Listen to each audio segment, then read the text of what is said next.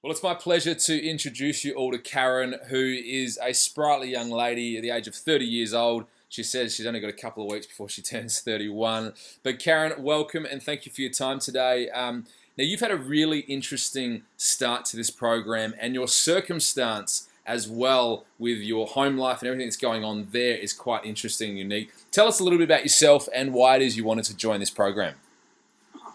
So I am a single mum of 5 boys, also a casual teacher, primary teacher that is. So I've recently come out of a 10-year relationship, married for about 7 years, and so just needing to prioritise myself and, sort of get some order back in our lives. And So I'm going to cut in and stop you right there. I just want to recap so that we just get exactly what's going on. So 30 years old, you've got 5 kids under the age of 11, all of which are boys and active boys at that. You live in rural New South Wales. Your youngest is a 7-month-old baby, beautiful little boy as well. You are a part-time teacher, a full-time mum doing the role of probably a couple of mums. And something which I know you said to me day one was, Jay, I don't have time to do this. And for you, there's very few people where I say that's a legitimate excuse or a legitimate reason as to why you can't change yourself or transform your body. But when you said that to me, I resonated with that because the reality is you are short of time. However, that has not been something that stopped you. In fact, it's been the key driver in the sense of you wanting to carve out time for yourself to make yourself a priority in your equation, recognizing that you are the most important person in that equation, given the fact that you are the caregiver, you're the mum, you are yourself as well. So how did you even get around that? Because I know a lot of people listening to this right now will go, how the heck does she manage to train 5 days a week or, plan her nutrition out or whatever it might be? How have you managed to do this so well? Well, I think that, in terms of nutrition, that I was already a pretty good eater.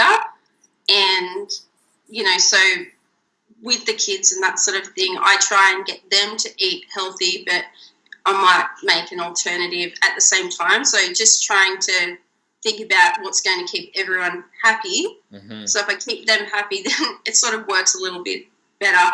But in terms of the workouts and things, it's either getting up early or staying up late or just including the kids. So sometimes I'm planking and I've got a 2-year-old on my back. Literally sometimes I'm doing crunches and he's sitting on my stomach. But, we just keep doing it, just thinking, if I don't do it, then there'll be no difference. But if I do keep doing it, maybe those 1%ers will.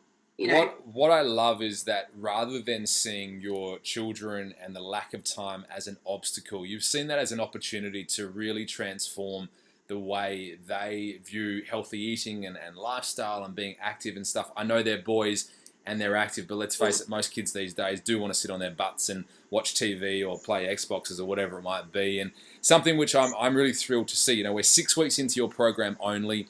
You're having amazing progress in terms of definition, change in your body. You were in a bikini the other day, which you posted in the group. You were pretty proud of that. And we're not looking at a huge weight loss for you. It was really about developing change with your routines, your habits, your rituals, your body composition in terms of body fat to lean muscle. But what I love the most is the feedback that you're giving me that your kids, your 11-year-old and the younger ones are commenting at how your body's changing and commenting about the muscles in your arms now and your six-pack that's developing, and share a little bit about that, because that's what I love, that you've really included your kids on this journey rather than using them as an excuse.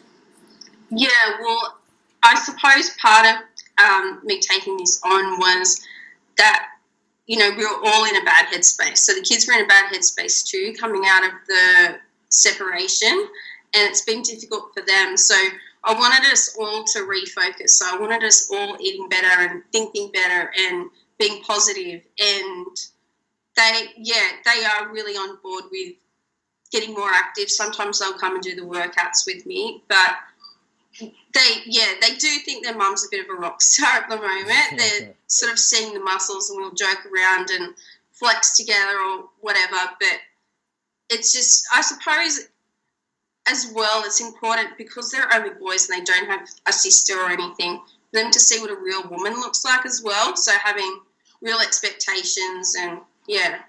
So a healthy confidence in themselves. And what I hear you saying is that you really wanted to develop that confidence in yourself and your ability as a single mum now, come through that separation, divorce, etc. And recognizing that your life's not over. You're 30 years young. You're an attractive, beautiful girl who's got the rest of her life ahead of her. What was some of the driving factors? When we spoke on that phone, 6-7 weeks ago now, you were pretty desperate. You're at a state where you recognized that you had to change. Something had to change. What were your biggest challenges that you were facing back then? I suppose because, being in that state where I was in a separation, and, as much as my family support me a lot, I was really alone in, looking after the kids and things. And I was having to make some big decisions. So all of a sudden, everything was on me. There were a lot of financial aspects that were going on, emotional. And, even for, like, my own state of mind, I wasn't getting any time out at all to go and sort of think about how I was going to go forward.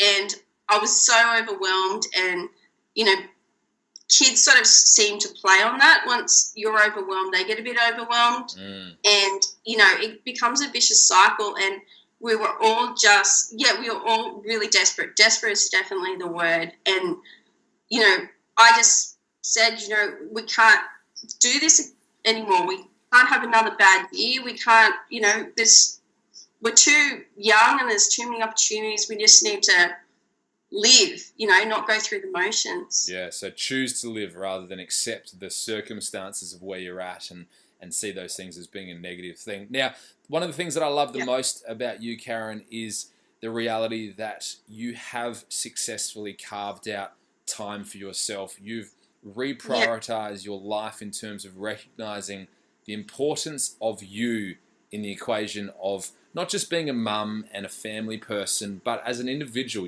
recognizing that you do want to love again. You do want to be in a relationship again. All these little elements. Tell me how you've managed to do that, because a lot of people watching this right now who are either on the program or thinking about joining, one of the key elements, one of the key issues that I find females in your age demographics is this sense of guilt. I can't possibly think of myself when I've got my husband to take care of, when I've got my kids to look after, when they require so much of me. How could I possibly think of myself? How have you managed to get over that and through that so well? Well, I suppose that so I had Charlie, my eldest, when I was 19. So basically I went from being a baby to having babies and taking on that responsibility really young. So I've spent the last 11 years, at uni, looking after kids, and I've either been pregnant or breastfeeding for all but 12 months of it. I've only had a 12-month break from nappies in, 11 and a half years. And I've just gone to that point where I'm 30 and I need to be a person. I'm not just a mum, I'm not just a teacher. Who is Karen? What do I want? And I suppose I was thinking, what sort of goals do I want to achieve? What is it that I want to achieve in the next 10 years?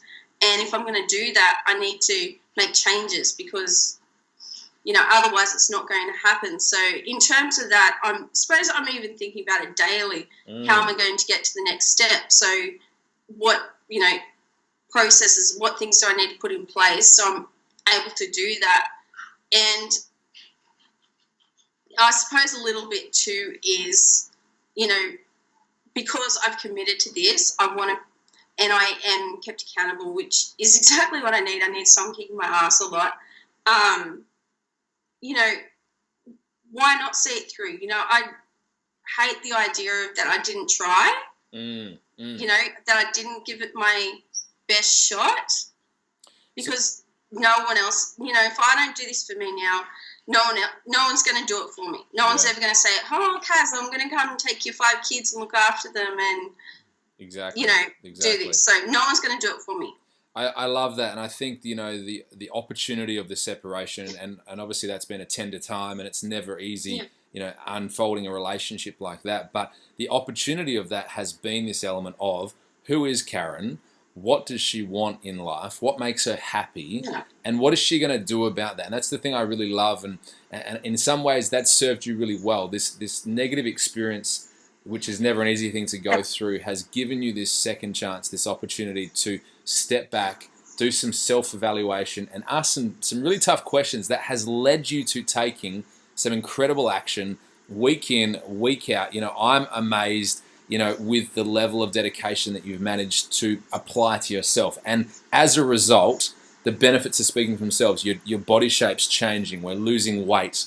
The routine's there. The kids are noticing things. The kids are happier. All in all, you're very much on that right, track, that right progress walking forward. Tell me your experience with the program so far in terms of, obviously you're in remote rural New South Wales. We've never met face to face.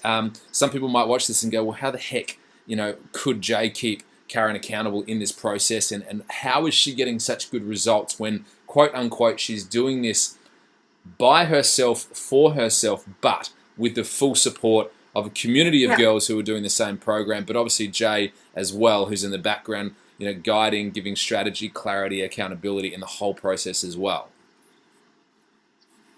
Well, I suppose I'm finding that it really does work for me. Like, I did sort of consider the option of,